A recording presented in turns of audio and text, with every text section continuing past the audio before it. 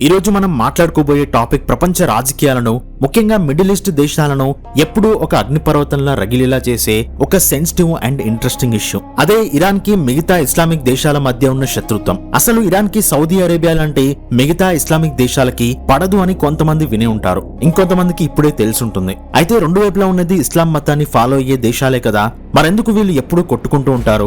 షియా మరియు సున్నీ వర్గాల మధ్య ఉన్న అసలు తేడా ఏంటి? ఏ దేశాలు ఏ గ్రూప్ కిందకు వస్తాయి? ముఖ్యంగా ఇప్పుడున్న పరిస్థితుల్లో ఇరాన్ మిగతా సున్నీ దేశాల మీద ఎందుకు అటాక్ చేస్తుంది? ఈ ప్రశ్నలన్నిటి గురించి ఈ వీడియోలో చాలా క్లియర్ గా, సింపుల్ గా మాట్లాడుకుందాం. అసలు ఈ గొడవ ఈనాటిది కాదు. దీని మూలాలు వెతకాలి అంటే మనం దాదాపు 1400 సంవత్సరాల వెనక్కి వెళ్ళాలి. 632వ సంవత్సరంలో ఇస్లాం మతస్థాపకుడైన మహమ్మద్ ప్రవక్త చనిపోయినప్పుడే ఈ ప్రాబ్లం మొదలైంది. ఆయన మరణం తర్వాత ఇస్లాం సామ్రాజ్యానికి, అలాగే ముస్లింలకు నాయకుడు ఎవరు ఉండాలి అనే ప్రశ్న తలెత్తింది. ఆ సమయంలో ముస్లింలు రెండు వర్గాలుగా విడిపోయారు. ఒక వర్గం వాళ్ళేమో ప్రవక్తకు చాలా క్లోజ్ గా ఉండే అనుచరుడైన అబూబకర్ నాయకుడు కావాలని కోరుకున్నారు. ఎందుకంటే నాయకుడు అనేవాడు వారసత్వంగా రాకూడదని, ప్రజలు ఎన్నుకున్న ఒక సమర్థుడైన వ్యక్తి అయి ఉండాలని వీళ్ళు నమ్మారు. ఈ వర్గమే కాలక్రమంలో సున్నీ ముస్లింలుగా పిలువబడ్డారు. ప్రపంచంలో అత్యధికంగా అంటే దాదాపు 85 నుండి 90% ముస్లింలు ఈ సున్నీ వర్గానికి చెందిన వాళ్ళే ఉన్నారు. కానీ ఇంకొక వర్గం వాళ్ళు దీన్ని వ్యతిరేకించారు. మహమ్మద్ ప్రవక్త వారసత్వం అనేది ఆయన రక్త సంబంధికులకు మాత్రమే దక్కాలని వాళ్ళు గట్టిగా వాదించారు. ఆ లెక్కన ప్రవక్తకు స్వయాన అల్లుడైన అలీ మాత్రమే నాయకుడు కావాలని వాళ్ళు పట్టుబట్టారు. వాళ్ళని షియాత్ అలీ అని అంటారు, అంటే అలీ మద్దతుదారులు అని అర్థం. ఈ పదం నుండే షియా అనే పదం పుట్టింది. వీళ్ళు ప్రపంచ ముస్లిం జనాభాలో కేవలం 10 నుండి 15% మాత్రమే ఉంటారు. ఆనాటి కాలంలో మెజారిటీ ప్రజల మద్దతు అబూబకర్ కి ఉండడంతో ఆయనే మొదటి ఖలీఫా అంటే నాయకుడయ్యాడు. కానీ అలీ మద్దతుదారులు మాత్రం ఈ నిర్ణయాన్ని మనస్ఫూర్తిగా అంగీకరించలేకపోయారు. ఆ తర్వాత కాలంలో జరిగిన ఎన్నో రాజకీయ పరిణామాలు, యుద్ధాలు, రక్తపాతాల వల్ల ఈ రెండు వర్గాల మధ్య గొడవలు పెరిగిపోయాయి. వీళ్ళిద్దరికీ మత గ్రంథం ఖురాన్ ఒక్కటే అయినా, ప్రవక్త ఒక్కరే అయినా, ఈ నాయకత్వ వారసత్వ పోర్ అనేది వాళ్ళ మధ్య ఒక పెద్ద గోడని కట్టేసింది. ఇప్పుడు మనం ప్రెసెంట్ డే వరల్డ్ మ్యాప్ చూసుకుంటే పరిస్థితి ఎలా ఉందో అర్థం చేసుకుందాం. ఇందాక చెప్పుకున్నట్టు ప్రపంచంలో సున్నీ ముస్లింలు ఎక్కువ కాబట్టి మిడిల్ ఈస్ట్ లో చాలా దేశాలు సున్నీ మెజారిటీ దేశాలే.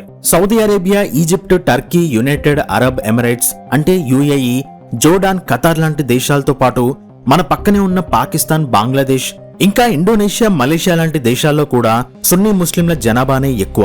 మక్కా మరియు మదీనా లాంటి అత్యంత పవిత్రమైన పుణ్యక్షేత్రాలు సౌదీ అరేబియాలో ఉండడం వల్ల, ఆర్థికంగా కూడా చాలా బలమైన దేశం కావడం వల్ల సౌదీ అరేబియా తనను తాను సున్నీ దేశాలకు పెద్దన్నగా, ఇస్లామిక్ ప్రపంచానికి లీడర్ గా భావిస్తుంది. ఇంకోవైపు షియా ముస్లింల జనాభా తక్కువగా ఉన్నప్పటికీ కొన్ని దేశాల్లో వాళ్లే మెజారిటీ.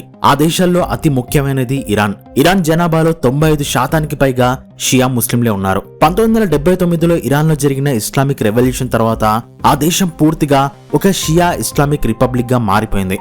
అప్పటి నుండి ఇరాన్ ప్రపంచవ్యాప్తంగా ఉన్న షియా ముస్లింలకు తానొక నాయకుడిని అని ప్రకటించుకుంది. ఇరాన్ తో పాటు ఇరాక్, బహ్రెయిన్, అజర్బైజాన్ లాంటి దేశాల్లో Shia majority ప్రజలున్నారు. Lebanon, Syria, Yemen లాంటి దేశాల్లో కూడా వీళ్ళు ఎక్కువగానే ఉన్నారు. అంతేకాకుండా అక్కడి పాలిటిక్స్ లో చాలా పవర్ఫుల్ పొజిషన్ లో ఉన్నారు. సో ఇక్కడ సింపుల్ గా చెప్పాలి అంటే సున్నీ గ్రూప్ కి కెప్టెన్ సౌదీ అరేబియా అయితే షియా గ్రూప్ కి కెప్టెన్ ఇరాన్. ఇదంతా వింటుంటే మీకు ఒక డౌట్ రావచ్చు, కేవలం ఈ షియా, సున్నీ అనే మతపరమైన తేడాల వల్లే ఈ దేశాలు కొట్టుకుంటున్నాయా అని. నిజానికి మతం అనేది కేవలం ఒక ముసుగు మాత్రమే. దీని వెనుక ఉన్న అసలు కారణం పవర్ మరియు జియో పాలిటిక్స్. మిడిల్ ఈస్ట్ ప్రాంతం అనేది ఆయిల్ కి కేర్ ఆఫ్ అడ్రస్. ప్రపంచ ఆర్థిక వ్యవస్థను శాసించే సత్తా ఈ దేశాలకు ఉంది. మరి ఆ ప్రాంతం మొత్తం ఎవరి కంట్రోల్లో ఉండాలి? సౌదీ అరేబియా కంట్రోల్లోనా లేక ఇరాన్ కంట్రోల్లోనా? ఇదే అసలు ఫైట్. ఎవరికి వారు తమ ఆధిపత్యాన్ని చెలాయించడానికి ప్రయత్నిస్తూ ఉంటారు.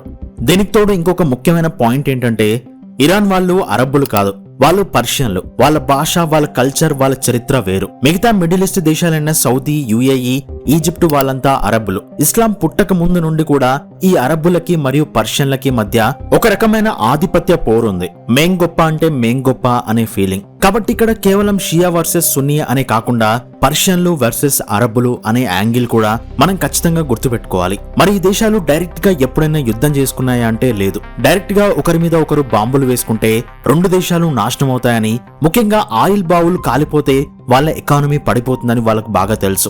అందుకే వీళ్ళు కనిపెట్టిన ఒక కొత్త గేమ్ పేరే ప్రాక్సీ వార్. ప్రాక్సీ వార్ అంటే డైరెక్ట్ గా ఫైట్ చేయకుండా వేరే దేశాల్లో ఉన్న చిన్న చిన్న ఉగ్రవాదుల గ్రూపులకి వీళ్ళు డబ్బులు, ఆయుధాలు ఇచ్చి యుద్ధం చేయించడం. ఇరాన్ ఈ ప్రాక్సీ వార్ స్ట్రాటజీని ఒక రేంజ్ లో డెవలప్ చేసింది. ఇరాన్ తయారు చేసిన ఈ నెట్వర్క్ నే యాక్సిస్ ఆఫ్ రెసిస్టెన్స్ అని పిలుస్తారు. ఈ ప్రాక్సీ వార్స్ ఎలా జరుగుతున్నాయో కొన్ని ఎగ్జాంపుల్ చూస్తే మీకు ఈ పాలిటిక్స్ ఎంత డట్టిగా ఉంటాయో అర్థమవుతుంది.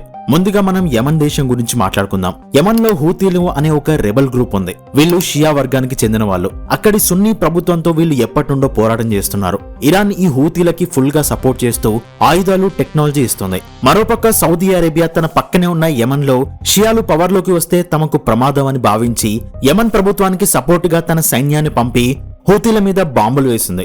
సో యుద్ధం జరుగుతుంది యమన్ దేశంలో. కానీ వెనక ఉండి ఆడిస్తుంది మాత్రం ఇరాన్ మరియు సౌదీ అరేబియా. ఇక సిరియా విషయానికి వస్తే కథ ఇంకోలా ఉంటుంది. సిరియాలో ఎక్కువ శాతం సున్నీ ప్రజలు ఉన్నప్పటికీ అక్కడ ప్రెసిడెంట్ గా ఉన్నది మాత్రం బషర్ అల్ అసద్ అనే ఒక షియా వర్గానికి చెందిన వ్యక్తి. 2011లో సిరియాలో ప్రజలు అసద్ కి వ్యతిరేకంగా తిరుగుబాటు చేశారు. ఆ తిరుగుబాటుదారులకు సౌదీ అరేబియా, టర్కీ లాంటి సున్నీ దేశాలు సపోర్ట్ చేశాయి. అయితే తనకి అత్యంత ముఖ్యమైన మిత్రుడైన సిరియా ప్రెసిడెంట్ ని కాపాడుకోవడానికి ఇరాన్ డైరెక్ట్ గా ఎంటర్ అయ్యి మిలిటరీని పంపి రష్యాతో చేతులు కలిపి ఆ తిరుగుబాటును అణిచివేసింది. ఈ రోజు కూడా సిరియా పాలిటిక్స్ ఇరాన్ కంట్రోల్లోనే ఉంటాయి. ఇక లెబనాన్ దేశంలో హిజ్బుల్లా అనే ఒక powerful militant and political group ఉంది. వీళ్ళు కూడా కరుడుగట్టిన షియా ముస్లింలే. అయితే హిజ్బుల్లాని తయారు చేసిందే Iran.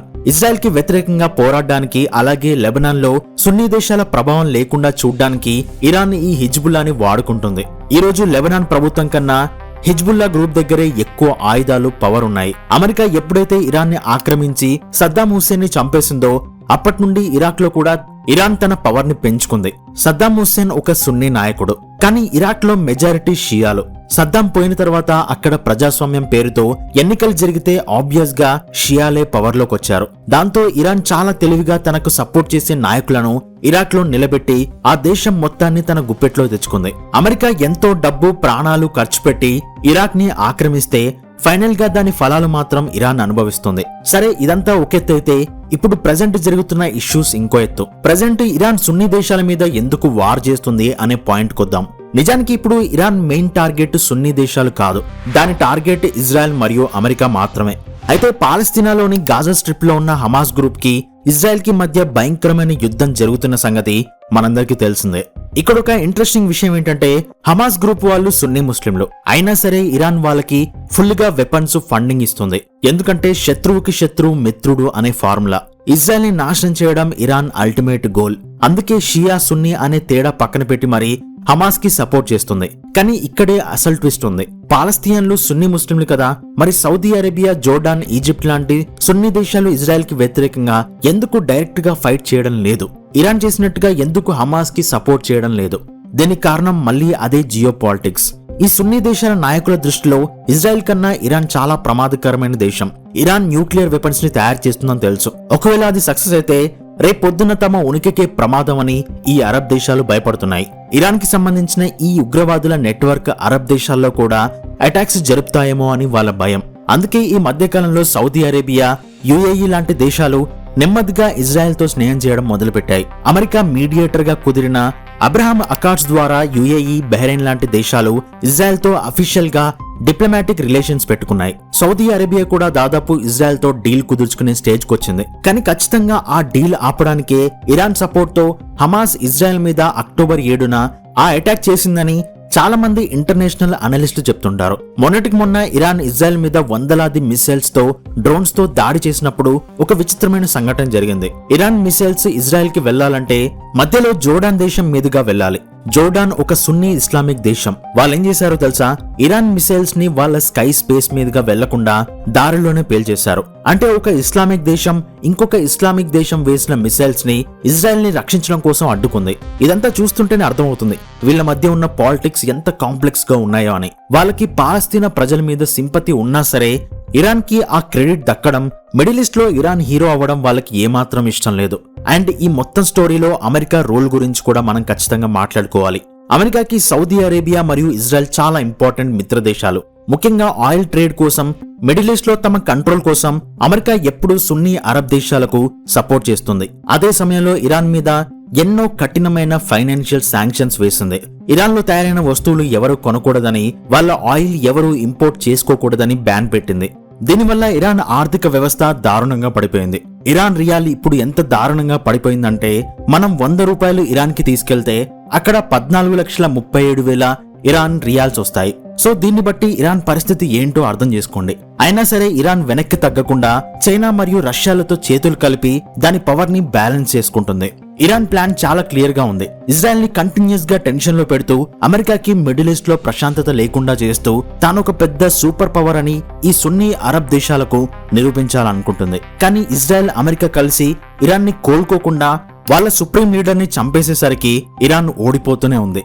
In fact Arab దేశాలే America Israel తో చేతులు కలిపి అయతుల్లా ఖమేనీని చంపేశాయని ఇరాన్ కి కూడా తెలుసు. అందుకే ఇరాన్ నాశనం అయ్యేటప్పుడు దాంతో పాటు మిగతా అరబ్ దేశాలను కూడా నాశనం చేయాలని డిసైడ్ అయింది. అందుకే అరబ్ దేశాల్లో ఆయిల్ రిజర్వ్స్ మీద ఎక్కువగా అటాక్ చేస్తుంది. వాళ్ళ ఎకానమీతో పాటు ప్రపంచ ఎకానమీని కూడా మెయిన్ గా అమెరికాని ఇండైరెక్ట్ గా అయినా దెబ్బతీయాలని ట్రై చేస్తుంది. సో ఇది ఇరాన్ మరియు మిగతా సున్నీ ఇస్లామిక్ దేశాల మధ్య ఉన్న అసలు కథ. ఇదంతా విన్నాక మీకు ఒక క్లారిటీ వచ్చే ఉంటుంది. ఇది కేవలం మతానికి సంబంధించిన గొడవ కాదు. ఏ మతమైనా ఏ వర్గమైనా ఫైనల్ గా రాజకీయ నాయకులు కోరుకునేది పవర్, ఆధిపత్యం మరియు రిసోర్సెస్ మీద కంట్రోల్. ఎన్నో అమాయక ప్రాణాలు పోతున్నా, వేలాది మంది పిల్లలు అనాథలవుతున్నా ఈ పవర్ గేమ్ మాత్రం ఆగడం లేదు. ఎప్పుడో 1400 ఏళ్ల క్రితం జరిగిన ఒక సంఘటన ఈ రోజు కూడా కోట్లాది మంది జీవితాలను ఎలా ప్రభావితం చేస్తుందో, ఆధునిక ఆయుధాలతో ఎలా ప్రాణాలు తీస్తుందో చూస్తుంటే హిస్టరీ అనేది ఎంత డేంజరస్ టూలో అర్థమవుతుంది. ఈ మిడిల్ ఈస్ట్ పాలిటిక్స్ ఎప్పుడు ఏ మలుపు తిరుగుతాయో ఎవరు ఊహించలేరు. మూడో ప్రపంచ యుద్ధం వస్తే దానికి కారణం ఖచ్చితంగా మిడిల్ ఈస్ట్ దేశాలే అని ఎవరిని అడిగినా చెప్తారు. సో ఈ అనాలిసిస్ మీకు ఇంట్రెస్టింగ్ గా అనిపిస్తే వీడియోని లైక్ చేయండి, మీ ఫ్రెండ్స్ తో వాట్సాప్ లో షేర్ చేయండి. ఇలాంటి మరిన్ని interesting and deep analysis videos కోసం మన ఆల్కెమిస్ట్ టాక్స్ ఛానల్ ని సబ్స్క్రైబ్ చేసుకొని పక్కనే ఉన్న బెల్ ఐకాన్ ని ప్రెస్ చేయండి. మరొక ఇంట్రెస్టింగ్ టాపిక్ తో నెక్స్ట్ వీడియోలో మళ్ళీ కలుద్దాం. అప్పటి వరకు సెలవు.